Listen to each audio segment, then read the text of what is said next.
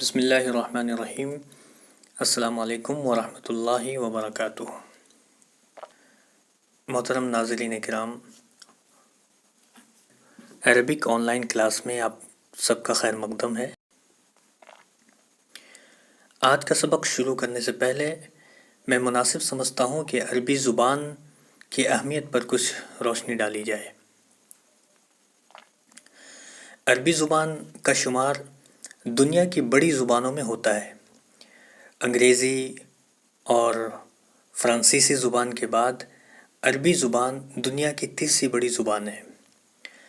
اس زبان کے بولنے اور جاننے والے دنیا کے بڑے حصے میں پائے جاتے ہیں۔ یہ تقریباً 27 ممالک کی سرکاری زبان ہے اور دنیا بھر میں اس کے بولنے والے تقریباً 35 کروڑ افراد ہیں، اور وہ افراد اس سے مستزاد ہیں جن کی مادری زبان عربی نہیں ہے، لیکن وہ عربی ایسے جانتے ہیں جیسے کہ اپنی مادری زبان کو جانتے ہیں۔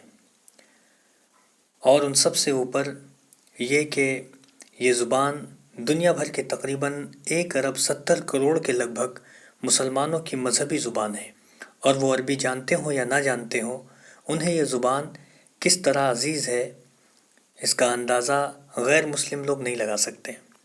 ہمارا یہ ایمان ہے کہ یہ آسمانوں کی، اللہ کے فرشتوں کی اور جنت کی زبان ہے۔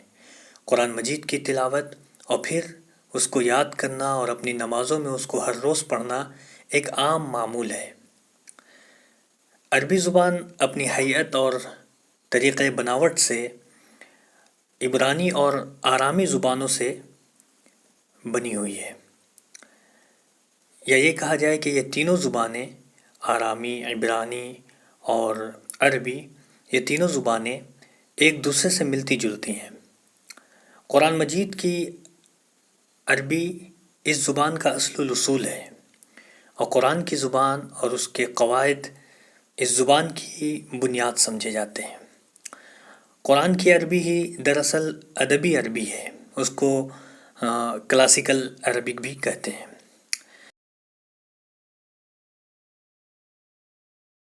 عام بول چال کی جو عربی زبان کچھ مختلف ہوتی ہے، اور مختلف علاقوں میں اس کا انداز الگ الگ ہوتا ہے، بلکہ بعض اوقات تو ایسا ہوتا ہے کہ کسی ایک علاقے کی بول چال کی عربی ایک دوسرے علاقے کے رہنے والے کی سمجھ میں آتی ہی نہیں۔ موجودہ دور کی عربی، جس میں عام تقریر اور تحریر کو جدید عربی کہا جاتا ہے، اپنی ترکیب اور ہیئت میں تھوڑا مختلف ہے۔ موجودہ دور کی ایجادات، نئی نئی چیزوں کی آمد اور ان کا استعمال اور ان کے نام جو عربی زبان سے ماخوذ نہیں، عربی میں استعمال ہو کر کچھ مختلف ہو گئے۔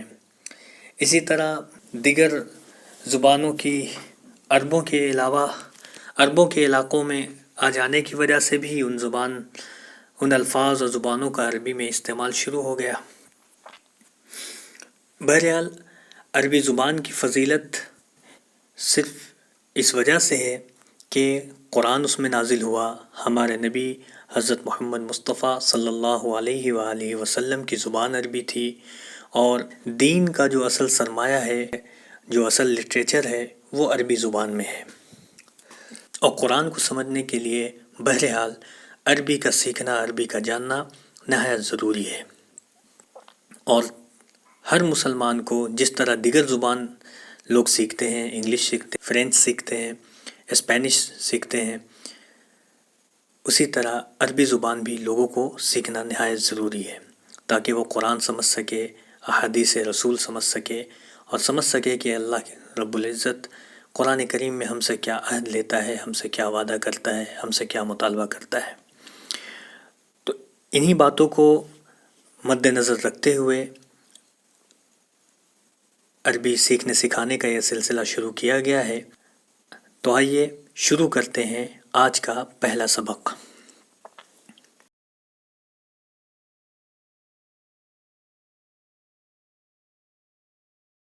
عربی زبان یا عربی سینٹینسز 3 چیزوں سے مل کر مکمل ہوتے ہیں۔ سب سے پہلا اسم ہے، جسے انگلش میں ناؤن کہتے ہیں۔ دوسرا فعل ہے، یعنی کسی کام کو کرنا، جسے انگلش میں ورب کہتے ہیں، اور تیسرا حرف ہے جسے انگریزی زبان میں پریپوزیشن کہتے ہیں۔ ناؤن، ورب اور پریپوزیشن یہ تین مل کر ایک سینٹینس بن جاتے ہیں، یا بسا اوقات صرف ورب سے ہی بات پوری ہو جاتی ہے، یا ناؤن اور ورب کے ملنے سے ہی بات پوری ہو جاتی ہے۔ ناؤن کسے کہتے ہیں؟ ناؤن آپ کے آس پاس جتنی بھی چیزیں ہیں وہ ساری چیزیں ناؤن ہوتی ہیں۔ مثلاً آسمان ہے، زمین ہے، کرسی ہے، کتاب ہے، قلم ہے، دیوار ہے، بیڈ ہے، بستر ہے، فرش ہے۔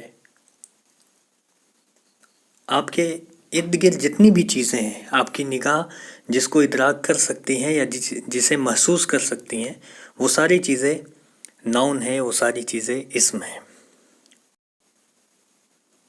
دوسرا نمبر آتا ہے فعل کا۔ ہر وہ کام جو آپ کرتے ہیں یا آپ کی نگاہوں کے سامنے جو چیز ہو رہی ہے، وہ تمام فعل ہیں، وہ تمام ورب ہیں۔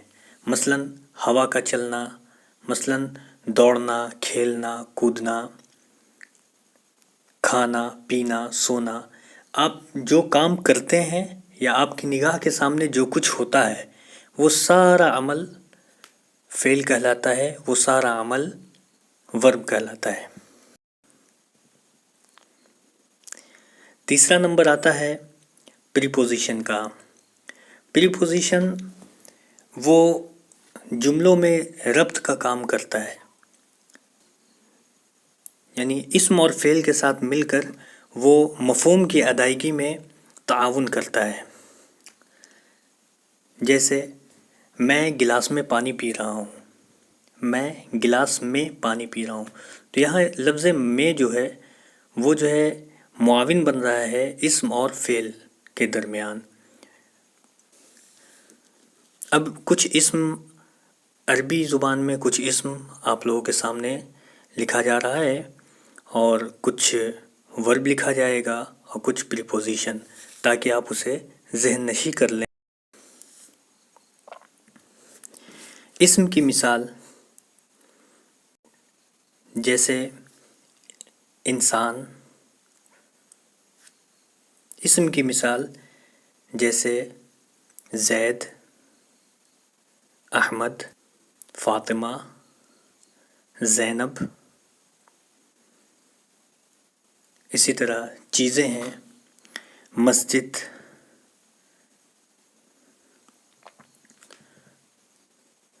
رواق، کالج، یونیورسٹی،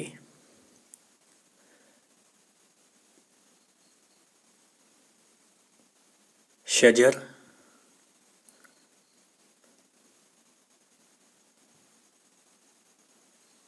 قلم، کتاب، مروحہ۔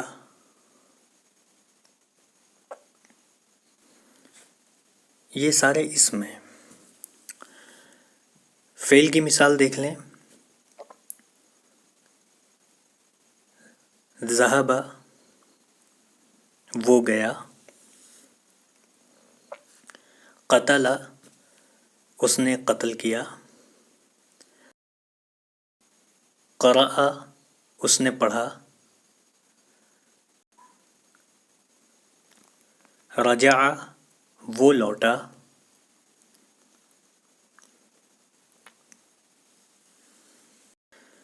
پریپوزیشن کی مثال لے لیں، علی، پر یا آن،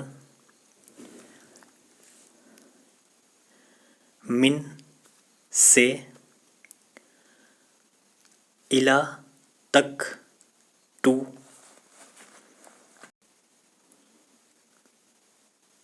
بی، ذریعے، یا انگلش میں بائی کہتے ہیں، مع، مطلب ساتھ، انگلش میں وتھ کہتے ہیں۔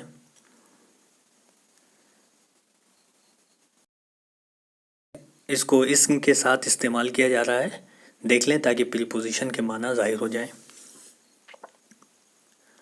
الی المدرسہ، الی المدرسہ، اسکول تک یا اسکول کی جانب.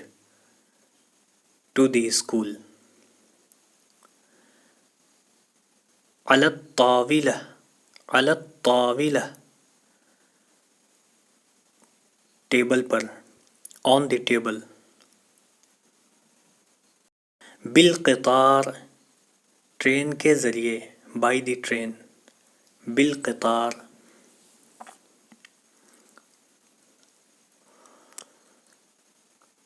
مع الصدیق، دوست کے ساتھ. With friend.